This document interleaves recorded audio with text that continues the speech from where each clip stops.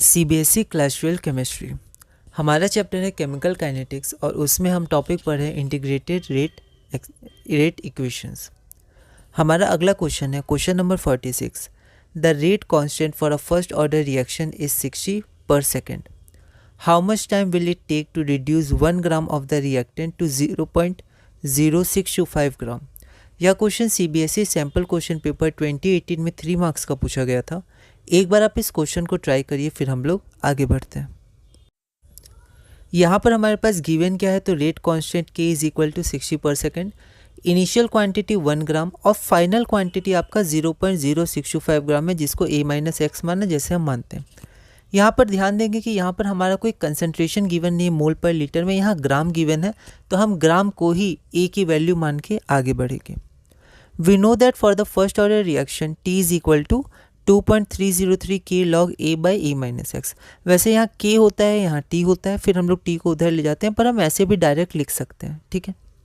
तो यहाँ से t की वैल्यू, k की वैल्यू हमें गिवन है, a की वैल्यू हम लोग ग्राम में लेंगे, ठीक है, और a minus x final concentration की वैल्यू गिवन है फ्रॉम गिवन, ठीक है। तो हमारा t डायरेक्ट आ जाएगा 0.0462। उसके पहले हमें इसे सॉल्व करना होगा, तो हम लोग रफ में इसको सॉल्व कर सकते हैं। आप चाहें तो यहाँ पर भी मैं डॉट डॉट डॉट लगा देता हूँ, आप यहाँ पर कुछ स्टेप्स करके आगे बढ़ सकते हैं।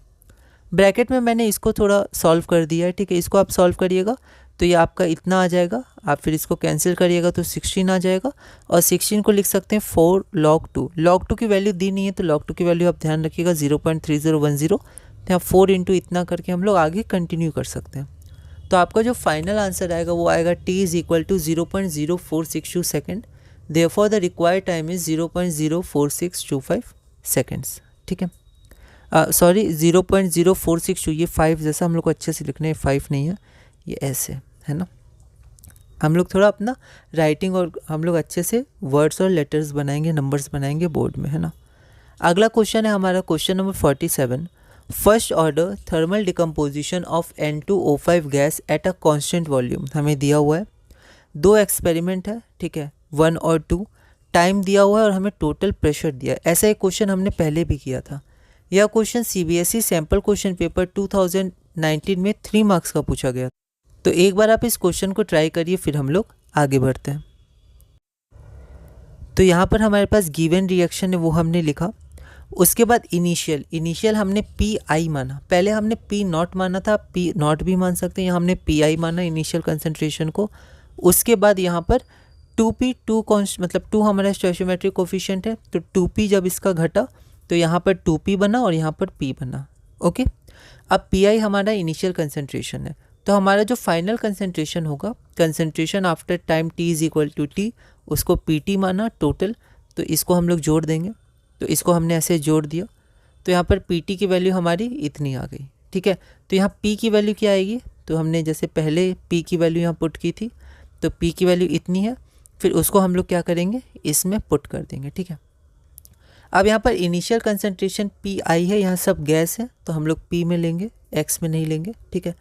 तो यहाँ पर a हमारा क्या है, इनिशियल कंसंट्रेशन पी आई, ठीक है, और a माइनस एक्स क्या हो गया, फाइनल कंसंट्रेशन, तो पी आई माइनस 2p, और 2p को हम लोग pt के टर्म्स में, टोटल प्रेशर के टर्म्स में लेंगे। यहाँ थोड़ी ओवर राइटिंग है, ध्यान देंगे, ठीक है।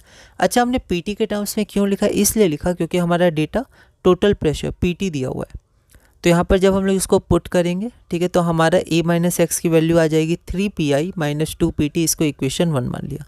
अब बस फर्स्ट ऑर्डर इक्वेशन में जो इक्वेशन होता है फर्स्ट ऑर्डर रिएक्शन में, उसमें पुट कर देना है।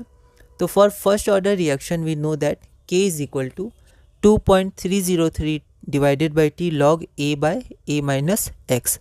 तो k की वैल्यू क्या हो जाएगी, 2.303 बाई t log a की जगह pi और 3pi minus 2pt a minus x, यहाँ से हमने लिया, ठीक है, ये वाला फ्रॉम 1, है ना।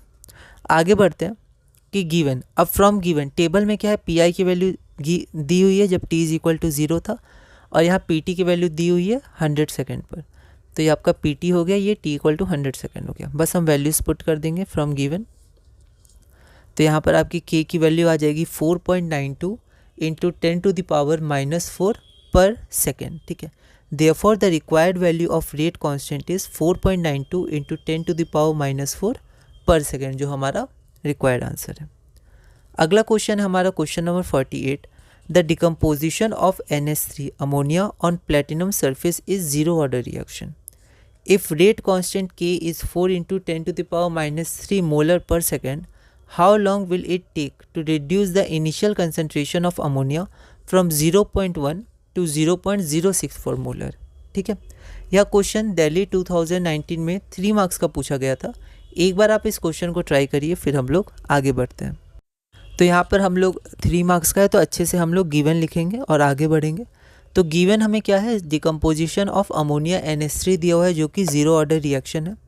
इनिशियल कंसंट्रेशन ऑफ NH3 को हमने R0 माना है, वो क्या है 0.1 मोलर. और फाइनल कंसंट्रेशन ऑफ अमोनिया को हमने सिर्फ R माना है जो है 0.064 मोलर. रेट कांस्टेंट हमारा K है जो कि है 4 into 10 to the power -3 mole per litre per second या मोलर पर सेकेंड. M हो गया मोल per litre per second. We know that for zero order reaction, तो जीरो ऑर्डर रिएक्शन के लिए आपको रेट कांस्टेंट का इक्वेशन और फर्स्ट ऑर्डर के लिए रेट कांस्टेंट का इक्वेशन ध्यान रखना है. तो जीरो ऑर्डर के लिए K की वैल्यू आपकी हो जाएगी R0 minus R divided by T. R0 की वैल्यू ये हो गई, R की वैल्यू ये हो गई और T ये है जो हमारा गिवन है, मतलब T की वैल्यू ये होगी जो हमें निकालना ही है. ठीक है, तो ये हमने गिवन से ले लिया. ठीक है, और क्या है, तो रेट कांस्टेंट भी हमें पता है. तो T की वैल्यू हो जाएगी, तो K नीचे आ जाएगा और K नीचे आएगा और साथ में उसकी वैल्यू भी पुट कर दी है. ठीक है, तो K जब आपका डिनोमिनेटर में आएगा तो K की वैल्यू है 4 इंटू 10 टू द पावर -3, तो डिनोमिनेटर में हो जाएगा 4 इंटू 10 टू द पावर -3. जब आप इसको सॉल्व करिएगा तो आपकी T की वैल्यू आ जाएगी 9 सेकेंड, जो हमारा रिक्वायर्ड आंसर होगा. Therefore the required time is 9 second. ठीक है, अगला क्वेश्चन हम लोग देखते हैं. अगला क्वेश्चन है question number 49, first order thermal decomposition. तो ये रिएक्शन है, फर्स्ट ऑर्डर है, थर्मल डिकम्पोजिशन है. फिर से हमारे पास यहाँ टाइम दिया है और यहाँ पर टोटल प्रेशर दिया है. कैलकुलेट द रेट कांस्टेंट, तो हमें रेट कांस्टेंट कैलकुलेट करना है. और गिवन क्या है, तो log 2, log 3, log 4 की वैल्यू गिवन है. यह क्वेश्चन ऑल इंडिया 2016 में 3 मार्क्स का पूछा गया था और ऐसा हमने सिमिलर क्वेश्चन किया हुआ है ना. तो आप क्वेश्चन नंबर 44 को एक बार रेफर कर सकते हैं. ठीक है, तो आप उसको देखिएगा एक बार. ठीक है, तो सिमिलर क्वेश्चन है, फिर आप इसको कैलकुलेट कर सकते हैं और एंड में आपका रिजल्ट आएगा required value of rate constant is 3.66 into 10 to the power -3 per second, जो हमारा रिक्वायर्ड आंसर होगा.